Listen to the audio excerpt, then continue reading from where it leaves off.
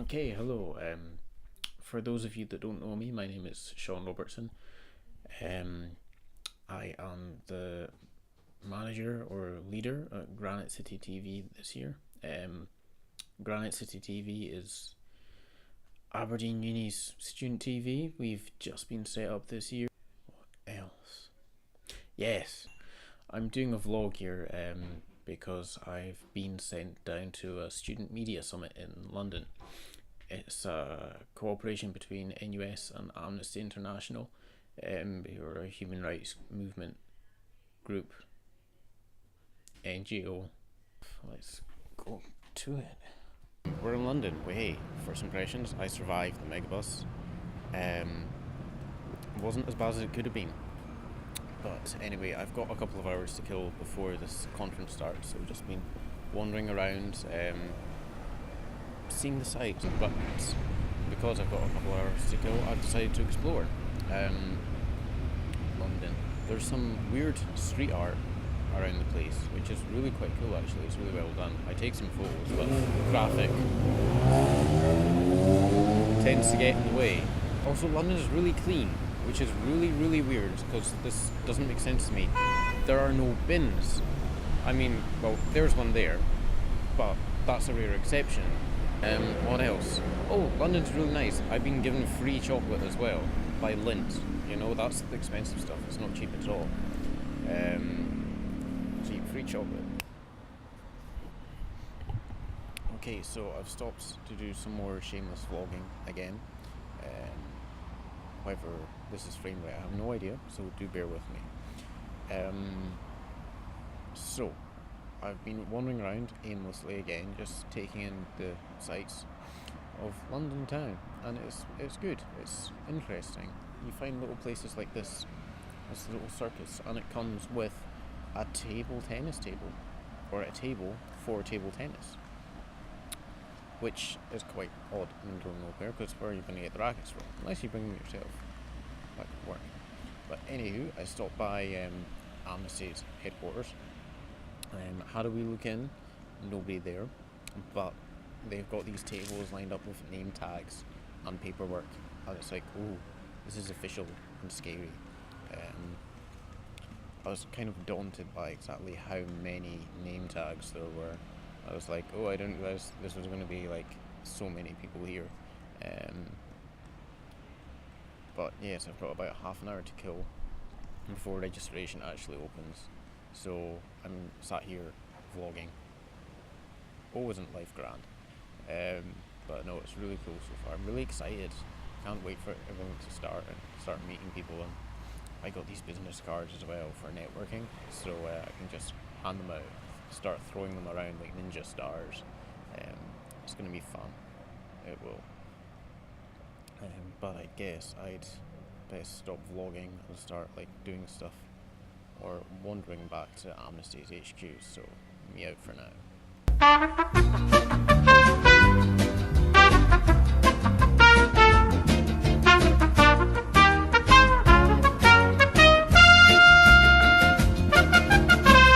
Okay, so end of day one, and I am holed up in the laundry room in the youth hostel for the vlog. It's the only place where I've found a little bit of peace and quiet. If you don't believe me, take a look. It really is the laundry room in all its splendor. Oh, look, there's an ironing board as well. Well, would you look at that? It's just beautiful. But anyway, my report on day one. It, in short, has been awesome. The first one was in student media. There was student TV people there, and it was really good to hear them in chat. There was a news gathering one. This reporter for BBC London gave a talk on how she got to where she is, what she does, all that kind of stuff. And there was some more talks on different journalists, because that's the main theme of this summit, is journalism. But what's been really good is speaking to loads of different people from different unions, and I've spoken to a couple of different TV folks, as well as the national student TV guys. So I spoke to Scratch TV from Birmingham. Last year was their first year, so they just set up. So I got to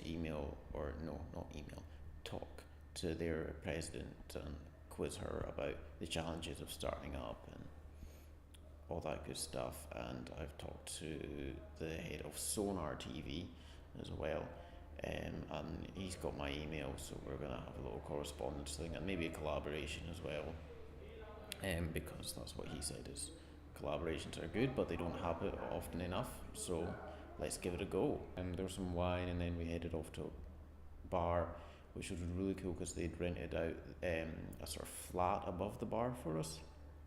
Had it all to ourselves. Brilliant. And tomorrow there's a session on photography I'm going to in the morning, and then they're gearing up the amnesty side of talks before everyone heads home. So it should be good. It's been awesome so far, and London's a great city.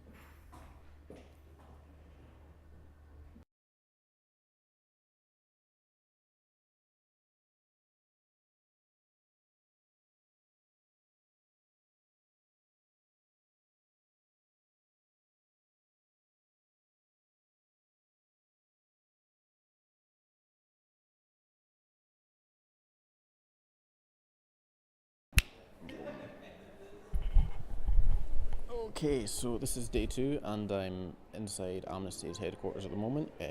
We've got a break where we're supposed to be producing some content centred around a press release, which NUS have kindly given us early access to. It's embargoed until Sunday, so we have been lucky enough to be given first access. Basically, the gist of their press release is that more students are now registered to vote. What I would like to do is grab one of their press officers and say, what does this actually mean? Because it's all very well that students are registered to vote, or more students are wanting to vote, but how is that going to affect us? Will it change the balance of power, or is it just not going to have an impact at all? So this morning there was a session on photography. There was a photojournalist, Paul Conroy. He specialises in going into conflict zones and whatnot. And there was a really, really interesting talk to do with his experiences in Libya and recently Syria in 2012 when he was gravely injured. But on the whole, the conference has been really good. The tone is still really nice and friendly. And I've witnessed someone being subjected to an ice bucket challenge on behalf of raising money to Amnesty, so it's all good. We have one more session, and then the NUS president is going to be doing a small bite with us, and hopefully I can snipe her for an interview. I've been talking to some people, and we'll see how it goes. So, Tony, could you just tell me why should student media be encouraged and empowered? I think student media is a really, really important part of student life. Actually, it's really important for entertaining and informing students about what happens in their student unions and their institutions. But actually, it's also a really important part of the democratic process of our institutions, so holding people like me and your student union officers to account for the decisions that they make and making sure that students know what's going on in their institution. Brilliant. And what would you say are the benefits of having so many different diverse student media outlets come together for this event?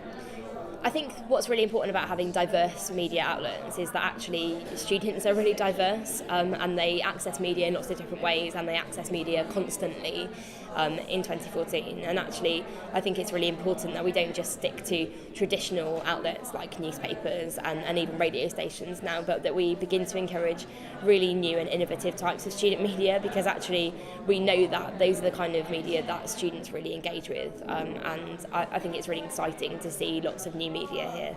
It is, absolutely. And have you got any sort of take-home messages for all of the delegates here?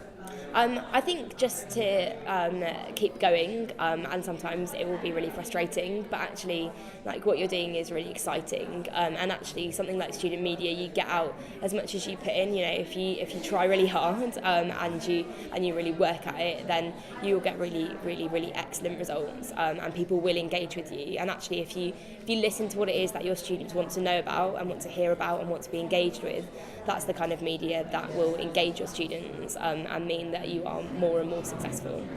Cool, brilliant. Thank you so much for No worries.